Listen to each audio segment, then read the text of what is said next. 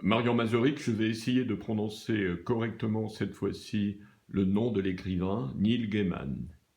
Donc, est-ce que vous pourriez nous dire qui est Neil Gaiman?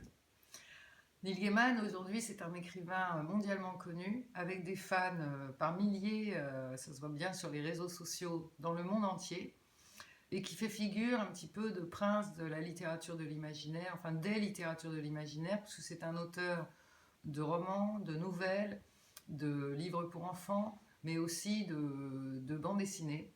Il est scénariste pour en particulier cette grande série qui s'appelle Le Sandman. Et il a fait aussi beaucoup d'œuvres en collaboration. Comme il le dit, c'est un raconteur d'histoire plus qu'un romancier. Alors c'est un écrivain qui occupe une place très particulière dans ce qu'on appelle les littératures de l'imaginaire, en l'occurrence la fantaisie. Pourquoi? D'abord parce que tous ses livres sont complètement contemporains.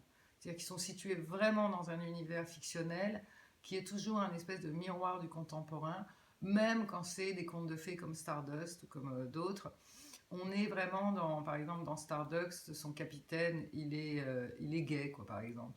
Et on est toujours dans des problématiques. Et donc, il décale toujours un petit peu les lignes classiques, enfin, toujours complètement les lignes classiques de l'imaginaire pour vraiment, en fait, n'écrire qu'une œuvre sur le monde contemporain. Et dans ce monde contemporain, un de ses sujets forts, c'est la place de nos mémoires mythologiques, la place des contes, la place du fantastique, la place du merveilleux, mais en fait la place de ce qui nous conduit dans le monde. Donc il a une façon à nul autre pareil de mêler un ressort mythologique, par exemple dans son chef-d'œuvre American Gods, c'est exactement ça, des dieux anciens saxons qui vivent avec les dieux modernes du commerce, du consumérisme, de l'argent. Et tout ça se compose dans une histoire qui est dans une langue très contemporaine, très réelle d'aujourd'hui, à la fois superbe, très poétique, et en même temps proche de la langue commune, celle qu'on parle, et des aventures qui sont encore plus dans un monde, évidemment, qui du coup est ouvert à une dimension critique. Hein.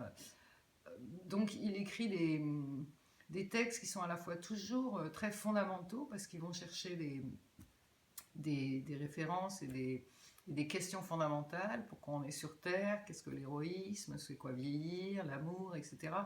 Et en même temps, toujours inséré dans le réel d'aujourd'hui et dans notre histoire mythologique. C'est un écrivain qui a une place quand même tout à fait unique, je le disais au début, mais que moi je considère personnellement comme un génie en fait. Merci.